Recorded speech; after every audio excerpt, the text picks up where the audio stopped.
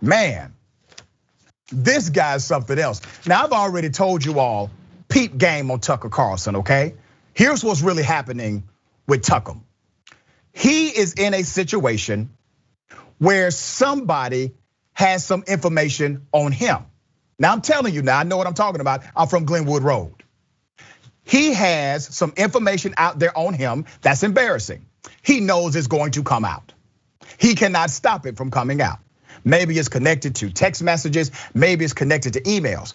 So in order to mitigate the outcome, he pulled a Matt Gaetz. So what did his buddy Matt Gaetz do? Well, Matt Gaetz tried to make it about him being the victim of something. Well, the truth is he was just under investigation for trafficking underage girls, right? That's why he's under investigation. Now, I don't know what the there is for Tucker. I have no idea what it is, but it's big enough to where he decided to use his platform to get ahead of it. So now Tucker is claiming that the NSA, the freaking National Security Agency, not the FBI, not the Department of Justice, but literally an organization who by law cannot spy on domestic citizens.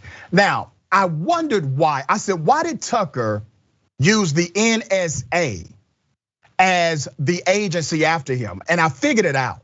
The reason why he said the NSA was after him is because the NSA historically will not respond to accusations like that. The DOJ will, the FBI will, the state agencies will, but the NSA and the CIA typically will never respond to such an accusation. So he could have really gotten away with it without a response. However, the NSA decided to say, no, we are not targeting Tucker Carlson, and we never have, nor do we plan to. All right, so there is a public report that NSA read the emails of Fox News host Tucker Carlson, although NSA publicly denied targeting Carlson. I have serious questions regarding this matter that must be answered according to House Minority Leader Kevin McCarthy. That's what Kevin said.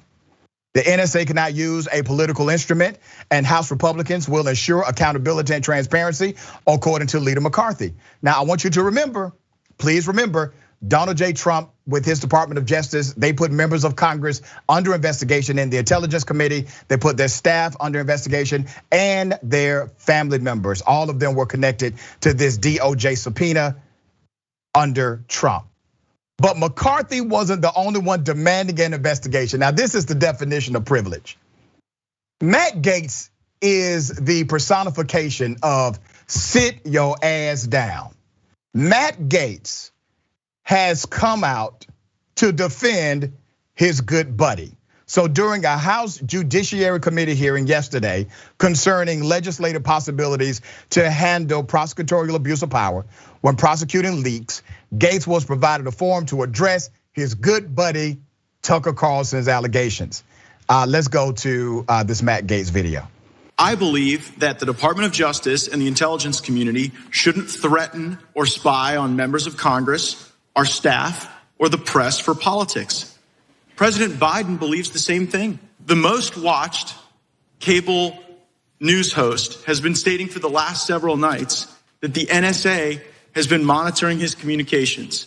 And amazingly, the NSA has issued a statement that is so couched, it is functionally an admission. But what's interesting is that there is no denial that they were monitoring Tucker Carlson, even if he wasn't the target. And I think that there's probably somebody in Tucker Carlson's orbit that NSA was monitoring, and there's no denial that they caught up Tucker Carlson in that monitoring. And by the way, there's also no denial that there was a plan to leak the information to try to, in some way, embarrass Tucker Carlson. The only denial is that they weren't expressly trying to get his show off the air. And so, Mr. Chairman, I am inviting you to continue this bipartisanship. Join me in calling for an Inspector General investigation into any monitoring that the NSA or any other element of the intelligence community has engaged in relative to Tucker Carlson. Because these denials, these couch denials, raise more questions than they provide answers.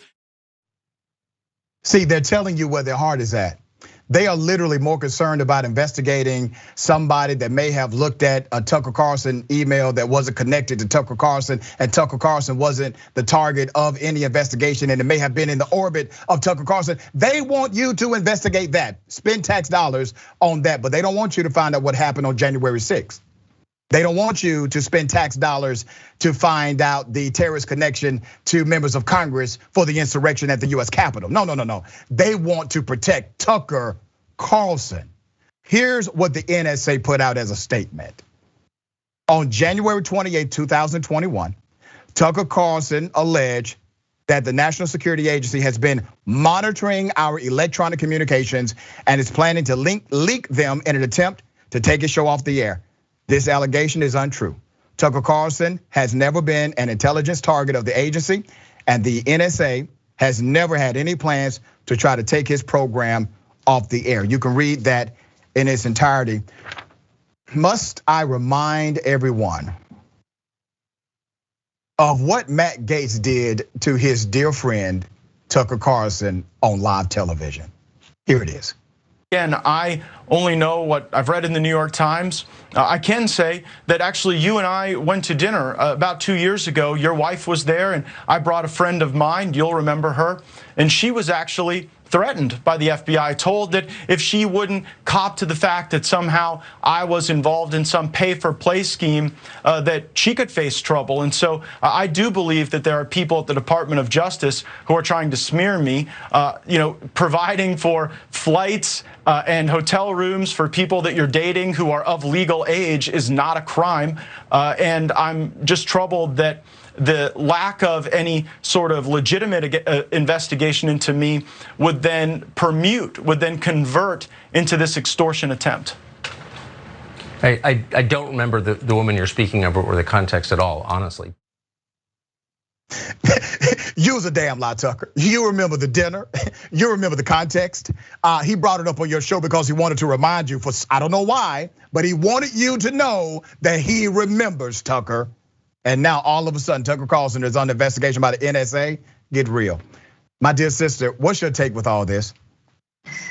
Well, it's politicians playing a game as usual and suddenly finding problems with issues that they've gone along with for multiple years. So we know that Republicans have been about the NSA. They've been about surveillance. We wouldn't have had the Patriot Act and all of these infringement of our civil rights if not for Republicans fighting for this after 9/11. And so you got now all of a sudden, I would say especially over the last 4 years, the sort of victim complex that Donald Trump has whipped among the Republican Party, where the things that they have stood for and backed for a very long time is suddenly now a problem now that they're experiencing it. So now there's surveillance against them, and now they're the victims. And this is actually a similar argument that Donald Trump made, I don't know if you recall, just 3 months or 4 months into his administration, saying that Susan Rice, the National Security Advisor, was responsible for unmasking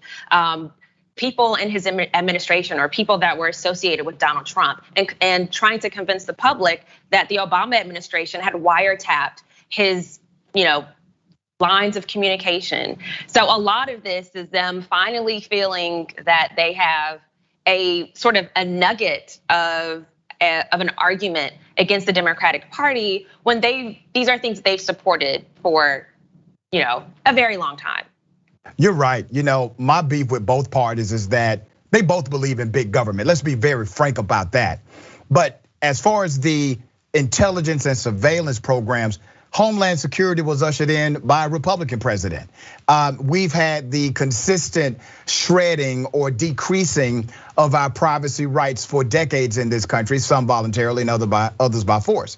But the issue remains, these individuals who consider themselves patriots and for some reason are still able to pull off the narrative, let's look at what they are anti to now. They are anti-Capitol Police. They are anti the US military because of critical race theory. They are anti-intelligence agencies, but somehow they are still the party of law and order. It's amazing how they get away with that, but it's a massive public relations campaign. And I've said this for a long time.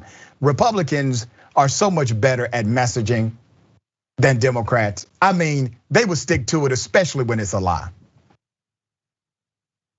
Right, they're a party of power. I mean, obviously both of our two-party system, they believe in that. And Republicans just managed to whip up their base a little bit more with things that are just patently false.